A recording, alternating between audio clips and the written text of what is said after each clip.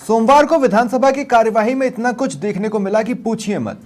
कालीचरण सराफ का ध्यानाकर्षण प्रस्ताव, मामले पर मंत्री का जवाब, विपक्ष का वार, बाद में विपक्ष का दर्द अनदेखी का, इस पर कटाक्ष, वार पर जेल जाने वाले हैं का पलटवार। नमस्कार, आप देख रहे हैं प्रश्नकाल, आपके साथ मैं हूं स्वप्न। वॉर चल रहा है, अमीरों के खेल पर गरीब पॉलिटिक्स देख ली, अनदेखी के आरोप लगाने वालों पर अनदेखी के आरोप लग गए, कटाक्ष तो मॉनसून से ज्यादा बरस रहे हैं, बजट पर चर्चा से ज्यादा खटपट ही नजर आ रही है। सत्र के पहले ही दिन आपसे कहा था कि सदन यूं ही चलेगा, वही हो रहा है। अब ये पूछना कि ऐसी कार्यवाही का क्या फायदा, एक रस्मी डिबेट से ज्यादा कुछ नहीं होगा। ऐसे में आज प्रश्न ये कि जो आपने परोसा वो सुपाच्य है या फिर ये अजीर्ण का कारण बनेगा। आज इसी पर चर्चा करेंगे। मेरे साथ जो गेस्ट जुड़ रहे हैं आपको इंट्रोड्यूस करवा देता हूं। बीजेपी प्रवक्ता कृष्ण कुमार जानू जी मेरे साथ हैं, कांग्रेस प्रवक्ता राजकुमार शर्मा जी मेरे साथ हैं और राजनीतिक विश्लेषक श्याम सुंदर शर्मा जी मेरे साथ हैं। बहुत बहुत स्वागत है आप सभी का समाचार प्लस पर। श्याम जी, आपसे शुरुआत करता हूं मैं। ये पूरी कार्रवाई आज दिन भर आपने भी देखी है, मैंने भी देखी है, आपको सुपाच्य ज्यादा लगी या अजीर्ण वाली ज्यादा लगी?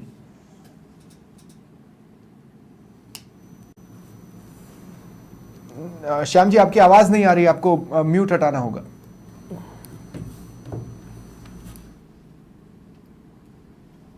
हेलो, आ रही है आवाज? हाँ जी, बोलिए। देखिए स्वप्निल जी, जिस प्रकार की आज कार्रवाई मुझे देखने के लिए, मैं पुरानी बात ही कहना चाहूंगा। जानू जी, पुराने लोगों को महत्व नहीं मिल पा रहा है, इस कारण से विधानसभा में जिस तरह की कसावट, जिस तरह की स्थितियां देखने को मिलनी चाहिए वो नहीं मिल पा रही है। आज देखिएगा कि मैं तो स्वायत्त शासन राज्य मंत्री खर्रा साहब को सुन रहा था। हाँ। वो जल्दबाजी में कुछ कह गए और कहने के बाद जब शांति धारीवाल जो बहस में जब बात हो रही थी तो वो ध्यान आकर्षण की बात को कहकर के कह रहे थे, मंत्री जी आपने कह तो दिया लेकिन आप उसको कार्रवाई कर पाओगे नहीं कर पाओगे, ध्यान आकर्षण जैसी वाली स्थिति में। इसे फिर मंत्री जी को दोबारा कहना पड़ा कि हाँ मैं भी जानता हूँ किस तरह की स्थितियां हैं। देखिएगा, जिस प्रकार का ध्यान आकर्षण प्रस्ताव अगर सत्ताधारी पार्टी के लोगों को लगाना पड़ रहा है, क्योंकि मेरे को लगता है कि मुख्यमंत्री जी से सीधी कार्रवाई हो जाती है। अगर हाउस का उपयोग कर रहे हो और सत्ताधारी पार्टी का उपयोग इसलिए कर रहा है कि उसकी सुनी नहीं जा रही, तो ध्यान आकर्षण वही लगा। ध्यान आकर्षण तो हमेशा प्रतिपक्ष के ऊपर, प्रतिपक्ष को लगाना चाहिए, प्रतिपक्ष नहीं लगा रहा, क्यों नहीं लगा रहा मुझे नहीं पता, लेकिन यहाँ सत्ताधारी पार्टी के आज दोनों ध्यान आकर्षण लगे और दोनों ही ऐसे थे जिसपे कि प्रभावशाली तरीके से कार्रवाई करने का। मैं यहाँ पर जिन दर्शकों ने आज विधानसभा की कार्रवाई नहीं देखी उनको बता दूं कि ये कालीचरण सराफ का जो ध्यानाकर्षण प्रस्ताव है वो रामबाग गोल्फ क्लब पर है। और रही बात, इस पर जवाब आया कि हम एसओजी से जांच करवाएंगे खर्रा साहब का, तो उस पर यूडीएच मंत्री के तौर पर बहुत लंबा अनुभव रखने वाले शांति धारीवाल, जो कि अब विपक्ष में बैठे हैं, मंत्री नहीं है, उन्होंने जवाब दिया। श्याम जी, मैं आपसे ये पूछना चाहता हूं कि यूडीएच विभाग को शांति धारीवाल से बेहतर कौन जानता होगा? वही कह रहे हैं कि आप नहीं कर पाओगे, का मतलब तो ये भी है कि आप भी तो सरेंडर्ड ही रहे। नहीं, वो कह रहे थे मेरा जैसा व्यक्ति 15 साल तक संभाल रहा था इसको, विभाग को, और 1999 में हमने जब सुप्रीम कोर्ट से केस जीता तो हमने इसको एक्वायर किया था। और देखिए, पूर्व महाराजा का मामला था, वो बता रहे थे सीधे तौर पर, पूर्व राजकुमारी सदन में मौजूद थी, मुस्कुरा के उनकी तरफ बोले थे आप तो बैठी हो ठीक है, लेकिन क्या रसूखदार लोगों के खिलाफ आप सब कुछ कर पाओगे क्या? जितने आईएएस अधिकारी जितने बने, मेंबर्स बने, गलत तरीके से बने, तो वो कह रहे थे शांति धारीवाल तो क्या, देखिए कालीचरण सराफ कह रहे थे जो बोलता है उसके बेटे को बना देते हैं। अब देखिए, जिस प्रकार की स्थितियां, निश्चित तौर पे मंत्री ने आज जवाब तो ठीक दिया। मंत्री का कहना था कि मैं काम करूंगा, क्योंकि उनको ये पता नहीं था कि देखिएगा कि इसमें कहीं मुख्यमंत्री का या बाकी का हस्तक्षेप हुआ तो फिर वो जो कार्रवाई का कैसे गति करनी चाहिए वो गति पकड़ पाएगी नहीं पकड़ेगी, हाई कोर्ट, सुप्रीम कोर्ट, क्योंकि इसमें तो सारे लोग बड़े बड़े लोग हैं जो कि सुप्रीम कोर्ट, हाई कोर्ट जाने से घबराते भी नहीं है। हाँ, ध्यान आकर्षण आज परंपरा तो जो थी वो कायम रखी, कार्रवाई की घोषणा की गई। जैसे जेठामल व्यास ने जो बीकानेर थे, उन्होंने भी सहकारी समिति का रखा कि सहकारी समिति ने जमीन अलॉट करा ली, फिर भूमाफियों ने कब्जा कर लिया, तो उसमें भी कार्रवाई करने की बात हुई, ये ठीक बात है। आज गोविंद सिंह डोटासरा ने जिस प्रकार से चुटकियां लेकर के जो तंज कसने का प्रयास किया, मुझे लगता नहीं कि सरकार के विधायक जो सीनियर बैठे हैं वो क्यों नहीं जवाब देते। संसदीय कार्य मंत्री को बार बार खड़ा होना पड़ता है, खाद्य आपूर्ति मंत्री को बार बार खड़ा होना पड़ता है। तो जानू जी बताएंगे ना, जानू जी बताएंगे, कृष्ण कुमार जानू जी, फ्लोर मैनेजमेंट गड़बड़ा रहा है, क्या हो रहा है? अपने लिए मुसीबत खड़ी कर रहे हैं, क्या हो क्या रहा है? देखो, निश्चित रूप से भारतीय जनता पार्टी की ये जो सरकार है उसमें मुख्यमंत्री पहली बार के विधायक और पहली बार सदन के सदस्य और मुख्यमंत्री भी हैं। उनका जो सहयोगी टीम है उसमें बड़ी संख्या में 2-3 नामों को छोड़ दिया जाए तो पहली बार के ही ज्यादातर लोग हैं। किरोड़ी लाल जी जो अनुभव रखते हैं उन्होंने अपने पद से त्यागपत्र दे रखा है। बाकी सीधे तौर पर अगर देखा जाए नहीं, उन्होंने तो दे रखा है, सरकार ने एक्सेप्ट नहीं किया, उन्होंने जी, छुट्टी मांग ली कि मुझे लेकिन बाकी वो सत्र सदन के की लिए छुट्टी कार्रवाई दे में दो। भी नहीं पार्टिसिपेट कर रहे हैं, इसलिए वो विषय अलग हो जाता है।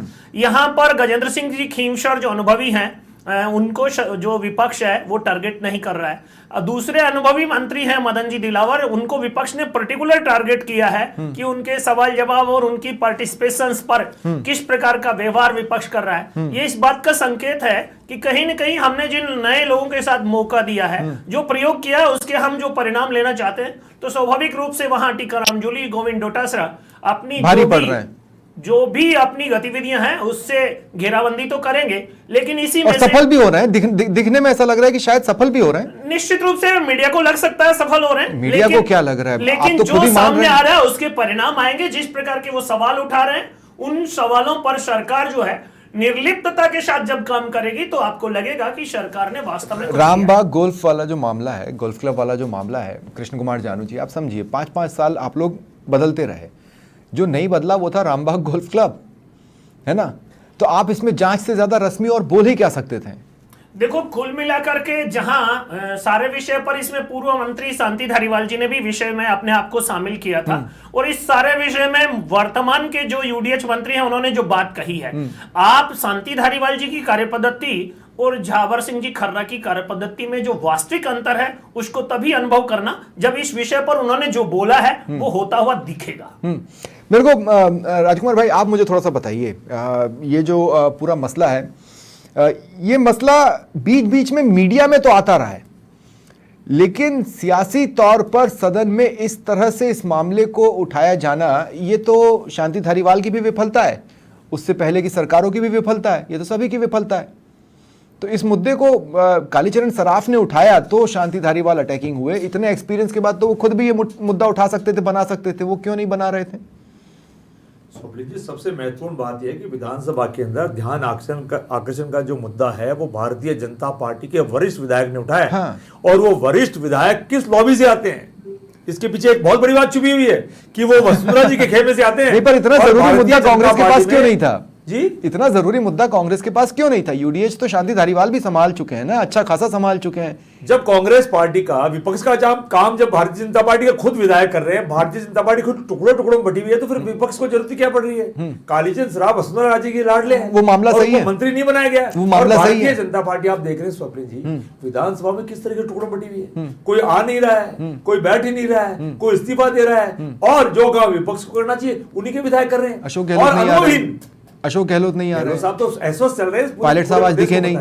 मैंने आपको क्या निवेदन पायलट किया साहब आज दिखे कि गहलोत साहब, पायलट साहब जरूर है, गहलोत साहब अस्वस्थ है, सबको पता है, लेकिन मैं कह रहा हूं जैसे करोड़लाल मीणा जी उनको आना चाहिए, और कालीचंद सराफ का बोलने के मायने हैं, कालीचरण सराफ जी के नहीं, बोलने के मेरे ब्रैकेट में बोलने का- मायने हैं कि ये वसुंधरा जी के बयान है। मेरे सवाल का तो ये मतलब ही नहीं है। तरीके से नाराज चल रही है, ये पूरा प्रदेश दो जानता है, सेकंड पूरी दुनिया जानती मैं ये है। कह रहा हूं कि यूडीएच जैसा विभाग संभालने के बाद भी अगर रामबाग गोल्फ क्लब वाला मामला शांति धारीवाल की नजर में नहीं है या उन्होंने अनदेखा किया, तो उन्हें भी तो बताना चाहिए कि 5 साल उन्होंने क्या किया इस मामले पर। उन्होंने जांच बिठाई, क्यों नहीं बिठाई?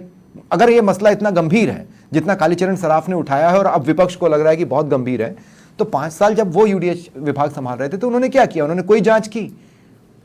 उसका जवाब तो उन्होंने खुद ने दे दिया ना, उसका वही जवाब तो उन्होंने खुद दे दिया। हाँ। और मैं तो फिर कह रहा हूं आपको कि भारतीय जनता पार्टी विधानसभा के फ्लोर मैनेजमेंट में फेल है, कांग्रेस पार्टी फ्लोर मैनेजमेंट में शानदार अपना प्रदर्शन कर रही है, गोविंद सिंह डोटासरा जी के नेतृत्व में, हमारे नेता टीकाराम जूली जी के नेतृत्व में, और भारतीय जनता पार्टी इससे बौखलाई हुई है। और आप देख रहे हैं आज 20 दिन हो गए, लगभग 15-20 दिन हो गए विधानसभा चलते हुए, भारतीय जनता पार्टी को जवाब भी तय नहीं कर पा रही है। मंत्री बटे में, विधायक बटे में, यही समझ में नहीं आ रहा कि बयान दे तो क्या दे। आपको किस विभाग का मंत्री बनाया गया और आप उठपटांग बयान दे करके सरकार को कटघरे में बार बार खड़ा करते, तो हमारा काम तो भारतीय जनता पार्टी के विधायक स्वयं करते आ रहे हैं। ठीक है, ठीक है। मैं श्याम जी एक बार फिर आपके पास आ रहा हूं। अब थोड़ी सी बात में अविनाश गहलोत वर्सेस जो स्थितियां बनी टीकाराम जूली के बीच, उस पर भी मैं आऊं।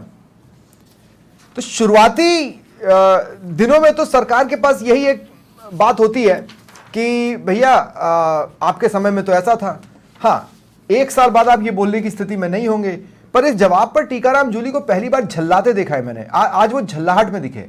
बाकी समय तो नेता प्रतिपक्ष की भूमिका में नजर आए, लेकिन उसे एक मोमेंट पर वो झल्लाते नजर आए। ये मेरा ऑब्जर्वेशन है, आप क्या कहेंगे? देखिए, ये बात सही कि प्रतिपक्ष के नेता की अगर बात नहीं सुनी जाएगी हाउस में तो फिर आखिर होगा क्या?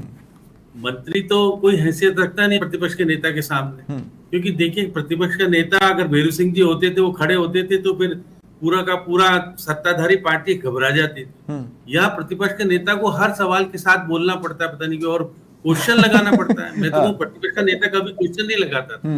ये शांति, देखिए मैं तो देख रहा गुलाब चंद कटारिया भी क्वेश्चन लगाते थे, अब ये टीकाराम जूली उसी के पेटेंट पे चल रहे। प्रतिपक्ष का नेता तो लोगों को कहे लगाओ और मैं तैयारी के साथ तुम्हारा साथ दूंगा। अगर प्रतिपक्ष का नेता ही अगर प्रश्न लगाने लगेगा और उसको जवाबों की संतुष्टि नहीं मिलेगी तो प्रतिपक्ष के नेता की स्थिति डाउन हो जाती है। जैसे प्रतिपक्ष का नेता तो प्रतिपक्ष का नेता होता है, वो तो सदन के नेता के बाद वही नेता होता है हाउस में। तो ऐसी स्थिति में उसकी स्थिति को सुदृढ़ बनाना चाहिए। वो बार बार कहते हैं देखिए तुम्हारे प्रतिपक्ष का नेता तो हैसियत वाला नहीं है, इसलिए दूसरे लोग मानते ही नहीं कहना। ये अगर आप विधानसभा के अध्यक्ष अगर विधानसभा में इस तरह की बातें कह रहे हैं तो फिर क्या स्थिति बनेगी, क्या होगा? इसलिए मैं बार बार कहता हूं कि गरिमा को बनाए रखिएगा, आप विधायक दल के पूरे का गठन कीजिएगा। गठन अभी तक नहीं कर पा रहे। लेकिन क्या श्याम जी आपको ऐसा लगता है कि टीकाराम जूली पर कोई हावी होने की कोशिश कर रहा है? मतलब सत्ता पक्ष को आप हटा दीजिए, वो तो वर्सेस की स्थिति में है अंदरूनी तौर पर। नहीं, मेरी बात आप देखिएगा क्योंकि टीकाराम जूली की हैसियत कितनी प्रकार की है। अगर यहीं आकर के सचिन पायलट खड़े हो जाते हैं या हाउस में, या आपके अभी तो क्योंकि अस्वस्थ है पूर्व मुख्यमंत्री जी अगर आ जाते हैं तो उनकी हैसियत कितनी होगी, किस तरह की स्थिति बनेगी। लेकिन वही बात कह रहा हूँ, भैरू सिंह जी जब खड़े होते थे किसी की हिम्मत नहीं होती थी कि बोल जाए सत्ता पक्ष वाला और विपक्ष वाला। सत्ता पक्ष वाला कोई विधायक बोलता है तो इशारे से बैठाते थे नीचे, नहीं बेटा। तो मुख्यमंत्री को कहना पड़ता है चुप रहिए, प्रतिपक्ष के नेता बोल रहे हैं, उनकी बात को गंभीरता से लीजिए। तो ये डेकोरम और आपका डेकोरम में अंतर जो देखने को मिल रहा है, निश्चित रूप से विधानसभा की गरिमा जो होनी चाहिए वो क्यों गिर रही है? बार बार जब कहा जा रहा है कि हाँ विधानसभा में जिस प्रकार का वातावरण, जिस प्रकार की बातें आनी चाहिए, गंभीरता आनी चाहिए, वो गंभीरता आ ही नहीं रही है। अब आप देखिएगा कि डिपार्टमेंट्स की जब डिबेट होगी, होम डिपार्टमेंट की डिबेट नहीं हो रही है, शिक्षा विभाग की डिपार्टमेंट की डिबेट नहीं हो रही है, पंचायत राज की डिपार्टमेंट की डिबेट नहीं हो रही है। मेन डिपार्टमेंट्स की अगर डिबेट ही नहीं करोगे तो उस विभाग की स्थितियों को कैसे उजागर करोगे? इसे जानू की बड़ी चिंता का विषय है। अब बार बार मदन दिलावर की बात करो, मदन दिलावर ने जो आज बयान जारी कर दिए विधानसभा में, क्या कैबिनेट मंत्री को विधानसभा में इस तरह का बोलना चाहिए? क्या नहीं बोलना चाहिए? एक्चुअल में क्या है कि आप कैबिनेट मंत्री हो और विधानसभा में अगर इस तरह की बातें करते हो, किसको कहते हो? प्रतिपक्ष के, देखिए प्रतिपक्ष में जो पार्टी का अध्यक्ष है उसके लिए कह रहे हो और ऐसे बयान दे रहे हो। इसीलिए स्पीकर को कई सारे वाक्य एक्सपंज करने पड़ रहे हैं, इसीलिए स्पीकर को बार बार व्यवस्थाएं भी देनी पड़ रही हैं। ये अपने आप में किसी दिन कोई रिकॉर्ड न बना ले, लेकिन जिस मसले पर था मैं उसी पर अगर थोड़ी देर रुकूं तो राजकुमार जी मुझे आप ये बताइए कि क्या सदन की वैल्यू कम हो रही है और क्या टीकाराम जूली की वैल्यू कम हो रही है? वो लड़खड़ाते दिख रहे हैं, आज पहली बार वो लड़खड़ाते दिखे हैं इतने समय में।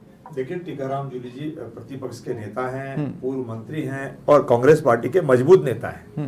उन्होंने बहुत बेबाकी से अभी अपना विधानसभा वो बिहेव नहीं कर रहे हैं नेता प्रतिपक्ष जैसा। नेता प्रतिपक्ष का एक जो रुआब होता है, एक जो भोकाल होता है, जो आजकल शब्दों में चल रहा है, वो नहीं नजर आ रहा है। उनके हाथ में चोट लगी हुई है, बाकी ऐसा कुछ नहीं है। अरे मैं भोकाल बोल रहा हूं तो वो तलवार नहीं उठाएंगे। मैं कह रहा हूं कि सब्जेक्ट की पूरी जानकारी है, प्रतिपक्ष के नेता का क्या कद होता है, क्या प्रोटोकॉल होता है, उनको सब जानकारी है। वो बेबाकी से जवाब दे रहे हैं और कांग्रेस पार्टी के तमाम विधायकों को लीड करते हुए भारतीय जनता पार्टी को लगातार फ्लोर पे बीट करते आ रहे हैं। अच्छा, आपको लग रहा है कि वो बीट कर रहे हैं? ठीक है, मैं जानू जी मैं आपसे भी पूछना चाहता हूँ, बड़ी गंभीर बात है। आज डोटासरा ने भी ये पिन पॉइंट किया कि जब इतने महत्वपूर्ण विभाग पर बात हो रही है उसका कोई भी अधिकारी दीर्घा में बैठा हुआ नहीं है। क्या विभाग सीरियस नहीं ले रहे हैं? क्यों 3 बेहद इंपॉर्टेंट डिपार्टमेंट्स को लेकर स्वस्थ चर्चा नहीं हो सकती? क्यों उसकी स्पेस नहीं बन पा रही है? क्यों उससे जुड़े चेहरे नजर नहीं आ रहे हैं? देखो, विशेष करके मदन जी के पास 2 विभाग हैं, शिक्षा और जो पंचायती राज के। दोनों विभागों पर जिस प्रकार का व्यवहार विपक्ष का है और मदन जी के साथ जिस प्रकार बाइकआउट का निर्णय विपक्ष का है, तो उसमें चर्चा का मतलब कहाँ रह जाता है जब उनके जवाब को विपक्ष सुनना ही नहीं चाहता। और गृह विभाग का विषय मुख्यमंत्री के पास है और उसका जवाब जो आया था अभी थोड़े दिन पहले, हमने किसी और मंत्री को उस पर जवाब देते सुना। मुख्यमंत्री अगर सदन में नहीं होंगे तो कोई मंत्री जवाब देगा। उस समय गजेंद्र सिंह जी ने उनके जवाब दिए हैं। वैसे भी मंत्रिमंडल की साझा जिम्मेदारी है, मुख्यमंत्री जिसको अधिकृत करेंगे वो जवाब देंगे। इस सारे में खुद नहीं, पर मुख्यमंत्री गंभीर जवाब स्थिति तो देंगे। है ना कि अगर 6 महीने में 20,000 से ज्यादा महिला उत्पीड़न के केसेस आए हैं तो उस पर एक चर्चा होनी चाहिए, शायद रास्ता निकले। आप 6% कमी बोल के तो नहीं कर सकते।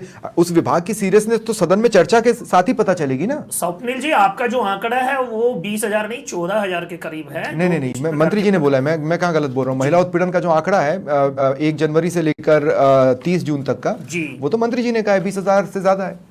कुल मिलाकर के मेरे पास जो आंकड़ा है उसका फिगर 14,000 है, और हो सकता है सदन में उन्होंने कहा है और आपके पास नोटेड है, तो महिला अत्याचार के 14,000 से अधिक मामले मेरे पास ये 5 महीने 6 महीने का रिकॉर्ड है। पर कोई बात नहीं, 20,000 और 14,000 कोई बड़ी बात नहीं है। नहीं, कुल बड़ी बात तो मिलाकर है। के राजस्थान में हाँ। भजन लाल जी के मुख्यमंत्री बनने से पहले क्या ये आंकड़ा कम था कि ज्यादा? अगर अपराध कम हो रहा है और इन 6 महीने में अगर आचार संहिता का समय निकाल दिया जाए तो वो समय, जिस समय सारे के सारा फोकस चुनाव पे होता था, ठीक है, निश्चित रूप से काम करने का जो समय है वो बहुत कम मिला है। और अब जबकि इस विधानसभा सत्र के बाद रूटीन में सारी प्रक्रिया शुरू होगी, तो अभी हम जो है वो एयर लिए हुए इंजन की तरह व्यवहार नहीं, गियर में चलने वाली गाड़ी की तरह काम करेंगे, जैसा प्रधानमंत्री जी कह रहे थे। ठीक है, मैं एक और इंपॉर्टेंट इशू है कांग्रेस ने आज उठाया है कि भाई जो हमारे चेहरे हैं, जो कांग्रेस के एमएलएज हैं, जो कांग्रेस के लोग हैं, उनकी अनदेखी की जा रही है। इस पर भी मैं बातचीत करना चाहता हूं, लेकिन इसके बैकग्राउंड में भी ले जाना चाहता हूं, इसलिए इसमें लास्ट कमेंट में श्याम जी का लूंगा।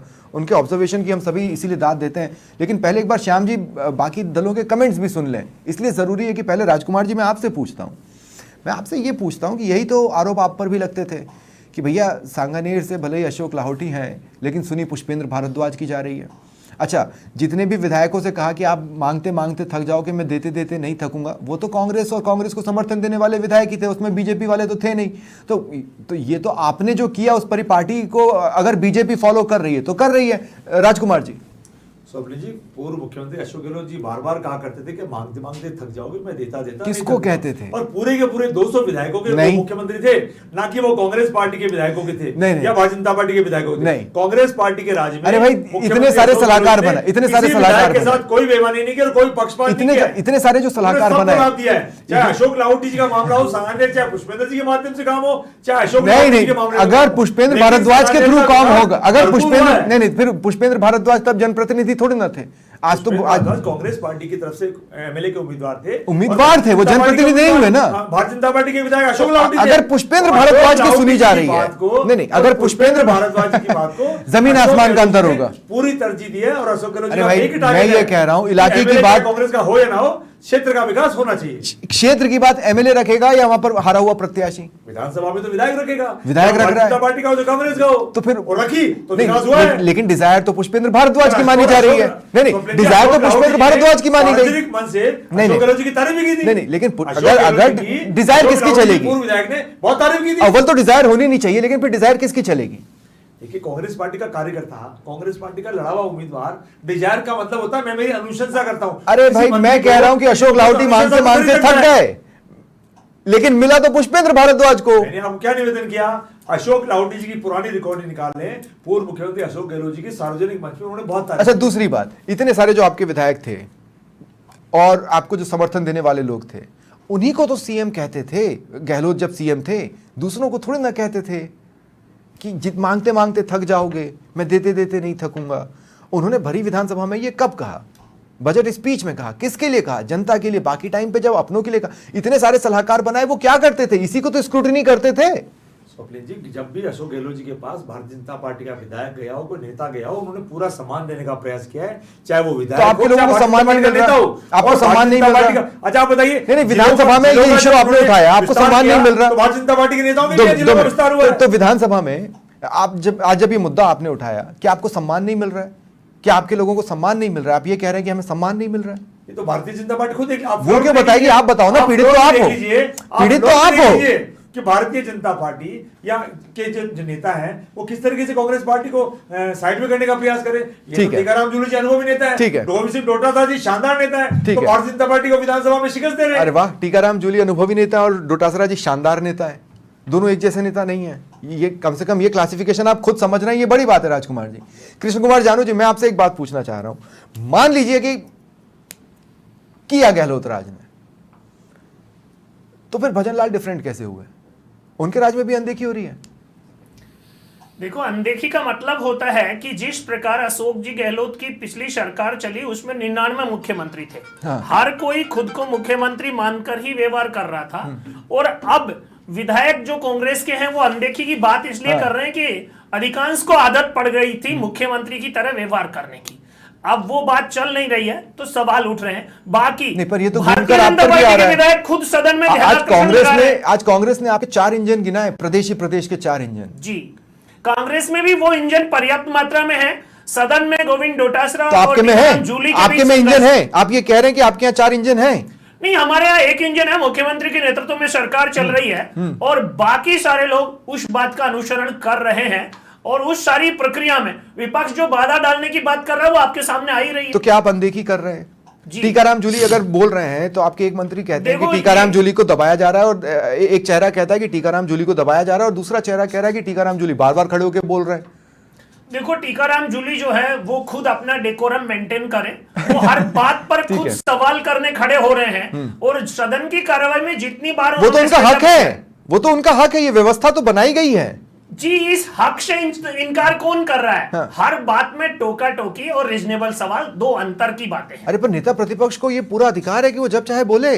तो वो जिस अधिकार का उपयोग कर रहे हैं, सरकार जिस अधिकार के अधीन चल रही है वो उसका उपयोग कर रही है, फिर अनदेखी की बात क्यों की जा रही है? ठीक है, आपस में समन्वय के साथ जो काम होना चाहिए उसमें कोताही अगर विपक्ष बरतेगा तो सत्ता पक्ष भी उसके अनुरूप ही आचरण ठीक करेगा। है। श्याम जी, आज ये अनदेखी वाली बात ही मेरे को सबसे हाईलाइटिंग लगी थी विधानसभा में। वैसे तो बहुत कुछ हुआ, कोई हीरो बनकर उभरा, कोई कुछ बनकर उभरा, लेकिन मेरे को ये अनदेखी वाली बात ही सबसे ज्यादा नजर में आई और मुझे पसंद आई कि आज इस पर बात तो होनी चाहिए, जवाब लेना चाहिए। मैंने आपसे भी इस पर चर्चा की थी, तो मैं चाहता हूं कि आप इस पर अपनी राय रखें। आपने पूरी ये बहस भी सुन ली, जवाब भी सुन लिए। देखिए स्वप्न जी, निश्चित तौर पर जो प्रतिनिधि हार जाता है जिस पार्टी का और उसकी सत्ता बन जाती है तो उसका ध्यान रखती है। जानू जी को पता है कि राजकुमार जी बार बार कह रहे हैं पुष्पेंद्र भारद्वाज, वो तो देखिएगा अशोक लाहोटी तो बार बार कहता ही था कि चीफ सेक्रेटरी से बात करता है तो पुष्पेंद्र भारद्वाज, स्कूल खुलाता है तो पुष्पेंद्र भारद्वाज। ये आरोप तो विधानसभा में पहले भी लगते आए।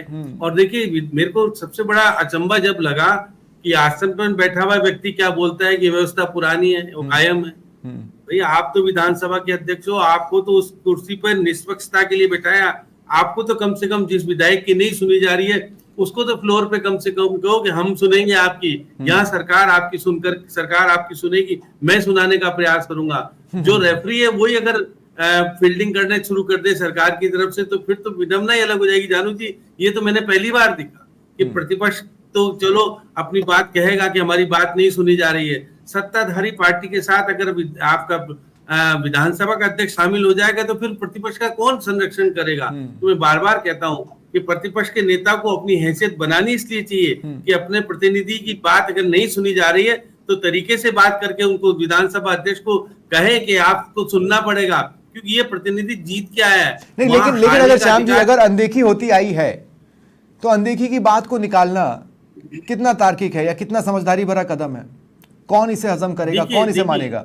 देखिए, मेरी बात सुनिए कि राजनीति में हमेशा अपने व्यक्ति को बढ़ावा देने का काम हर दल करता है। अब देखिएगा कि अगर शाहपुरा से अगर हारा है इनका प्रतिनिधि और मनीष यादव जीत के आए तो उस प्रतिनिधि की सुनते हैं। जानू जी को पता है कि जब इनके प्रतिनिधि, इनके जो खास हैं जो आजकल यूडीएच के राज्य मंत्री हैं, वो हार गए थे तो उनकी बात सुनी जाती थी जब वसुंधरा जी हुआ करती थी, जब नहीं थे जीत के आए थे।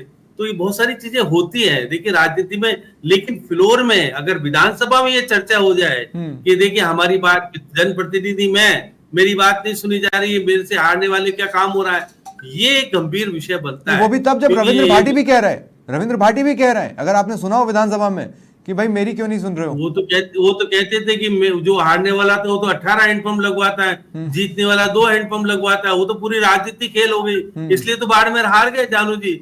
नहीं तो बाड़मेर हारते नहीं। अगर उसको कहते 18-13 लगवा देंगे भाई तो हमारे साथ रहे, हमारे सत्ता का साथ रहेगा तो हमारा सब कुछ हो जाएगा। इसलिए राजनीति में निश्चित तौर पर मुख्यमंत्री और बाकी को बहुत सारी चीजें करनी होती है। वो चीजें अभी सीखनी पड़ेगी भजनलाल जी को। भजनलाल, अब ये देखिए, मैं बजट के डॉक्यूमेंट से डबल इंजन की सरकार कहता है क्या कोई? मुझे नहीं समझ में आता जानू जी। आप डबल इंजन की सरकार अगर बजट में कहोगे तो फिर कौन से इंजन को वहां रखोगे और कौन से इंजन को यहाँ रखोगे? इसलिए बजट में तो कम से कम राजस्थान सरकार आना चाहिए, ना कि डबल इंजन सरकार की बात आनी। वैसे आप कह लो ठीक है, बजट में ठीक डॉक्यूमेंट्स है। में आ गया। बहुत बहुत अगले दिन की शुक्रिया, बहुत सरकार बहुत है। शुक्रिया आप सभी का मेरे साथ जुड़ने के लिए और चर्चा में शामिल होने के लिए।